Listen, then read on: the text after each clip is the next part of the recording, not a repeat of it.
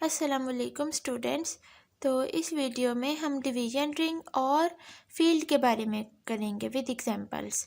तो फिर देखें, स्टार्ट करते हैं। बिस्मिल्लाहिर्रहमानिर्रहीम। इसकी स्टेटमेंट देखें। सबसे पहले डिवीज़न रिंग की, let R be a ring with unity if every non zero element of are.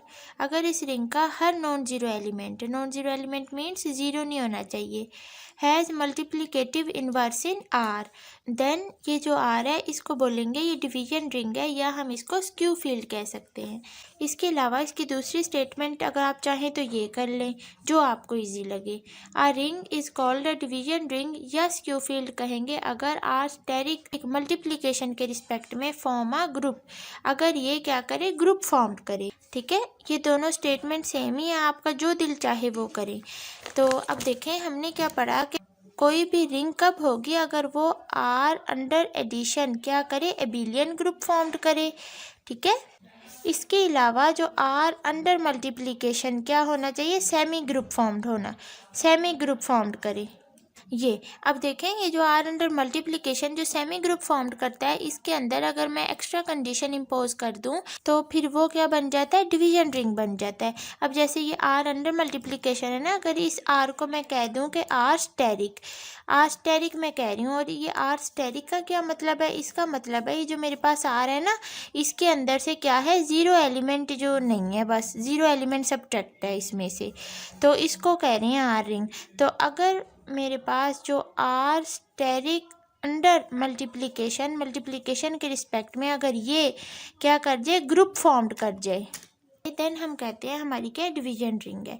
तो यही मैंने यहाँ लिखा हुआ है, आर अंडर एडिशन। ठीक है, आर अंडर एडिशन क्या होना चाहिए, बिलियन ग्रुप, और आर स्टेरिक अंडर मल्टीप्लिकेशन के रिस्पेक्ट में ग्रुप फॉर्म्ड करना चाहिए सिंपली। इसके एग्जांपल में complex numbers, real number, rational numbers आप लिख सकते हैं। ये डिवीजन रिंग के एग्जांपल देख लेते हैं। कंसीडर द रिंग, देन ये जो रिंग मैंने लिया है ये क्या है, इंटीग्रल डोमेन है।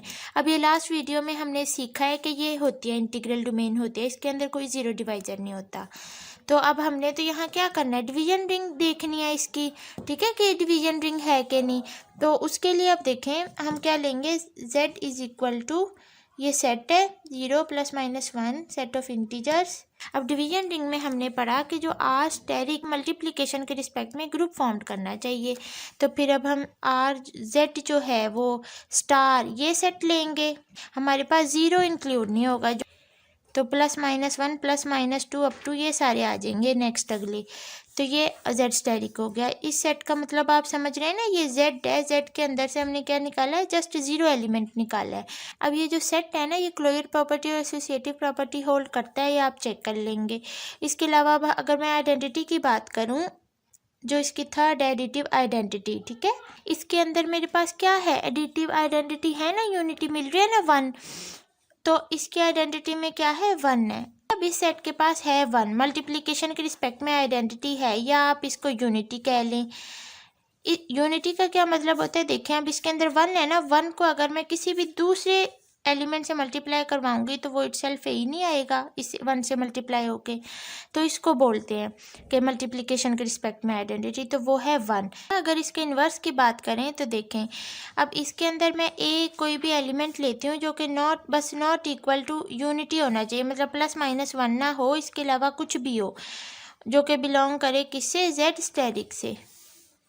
अब ना देखें, अगर 1 मैं नहीं लूँगी, 2 लेती हूँ, लेट्स सपोज यहाँ मैं लेती हूँ ए को, क्या लेती हूँ, 2 लेती हूँ, तो इस 2 का मल्टीप्लिकेटिव इन्वर्स क्या होगा, 1/2 होगा, तभी तो मेरे पास 1 आएगा। यहाँ जिस तरह मैंने ए लिया है तो 1 × 1/a ही होगा ना इसका, तभी तो 1 आएगा।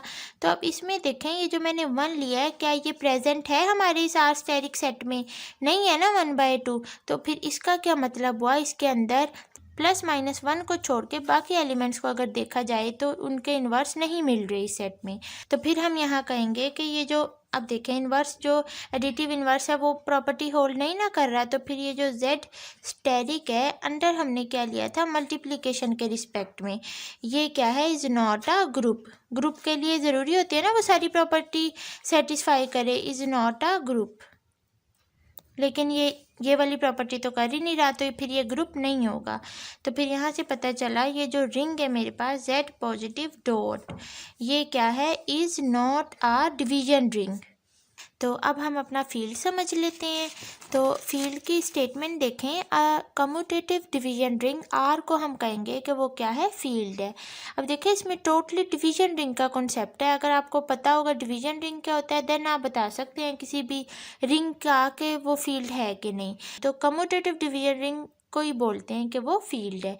इसकी एग्जांपल्स में ये आ जाते हैं। इसके अलावा इसका रिमार्क देखें, every field is division ring होती है, हर फील्ड डिवीजन रिंग होती है और हर डिवीजन रिंग इंटेग्रल डोमेन होती है, लेकिन बट नॉट इन कन्वर्स, लेकिन ना इनकी कन्वर्स जो है वो नहीं है ट्रू। मतलब क्या है कि हर इंटीग्रल डोमेन ज़रूरी नहीं है वो डिवीजन रिंग भी हो और हर डिवीजन रिंग ज़रूरी नहीं है कि वो फील्ड भी हो। ठीक है, इनका कन्वर्स नहीं होता, मतलब नहीं होती एक्चुअल में हर डिवीजन रिंग फील्ड नहीं होती। तो ये भी हम प्रूफ करेंगे नेक्स्ट वीडियो में, लेकिन अभी इसकी एग्जाम्पल देखें। फील्ड की एग्जांपल मैंने ली, कंसीडर द रिंग, ये रिंग कंसीडर किया वही सेट ऑफ इंटीजर्स मॉड्यूलो 4। इसमें हम बताएंगे कि Z4 क्या फील्ड है ये। अब देखें फील्ड के लिए हमें क्या पता होना चाहिए, डिवीजन रिंग का पता होना चाहिए। तो पहले ना हम इसका डिवीजन रिंग फाइंड आउट करेंगे, डिवीजन रिंग है कि नहीं। अगर वो डिवीजन रिंग कम्यूटेटिव होगा तो फिर हम कहेंगे कि रिंग फील्ड भी है। तो फिर उसके लिए जो Z4 है, ये क्या मैं सेट लेती हूँ, Z4 इक्वल टू मैं लूँगी 0 1 2 एंड 3, इतने एलिमेंट्स आएंगे। और हमने अब क्या करना है, यहाँ Z4 जो स्टेरिक है इसका अंदर मल्टीप्लिकेशन हमने ग्रुप फॉर्म्ड करना है। तो उसके लिए फिर Z4 जो स्टेरिक का जो सेट आएगा वो क्या आएगा, 0 को हटा के सारे एलिमेंट्स आएंगे 1 2 एंड 3। अब हमने इस सेट को लेके चलना है। अब हमने अंडर मल्टीप्लिकेशन ग्रुप फॉर्म्ड करवाना है, तो उसके लिए फिर ग्रुप की सारी प्रॉपर्टीज को हम सेटिस्फाइड करवाएंगे। नंबर 1 क्या है, क्लोजर प्रॉपर्टी, इसको हम करवाते हैं अंडर मल्टीप्लिकेशन के रिस्पेक्ट में। तो देखें फिर यहाँ हम टेबल बनाएंगे इस तरह से। ये मैंने टेबल बनाया, हमारे पास कितने एलिमेंट्स 1 2 एंड 3। तो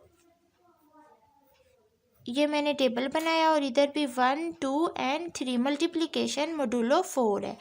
1 को 1 से मल्टीप्लाई किया 1 आया, 2 से किया 2 आया, 1 को 3 से किया 3 आया, 2 को 1 से किया 2 आया, 2 2 4 4 मॉड्यूलो कैलकुलेशन 4 से डिवाइड करें इसका क्या आता है 0। तो देखें 0 तो बिलोंग कर ही नहीं रहा इस Z4 स्टेरिक जो सेट है, Z4 0 बिलोंग नहीं कर रहा। तो इसका क्या मतलब है, क्लोजर प्रॉपर्टी इसने नहीं सेटिस्फाइड की।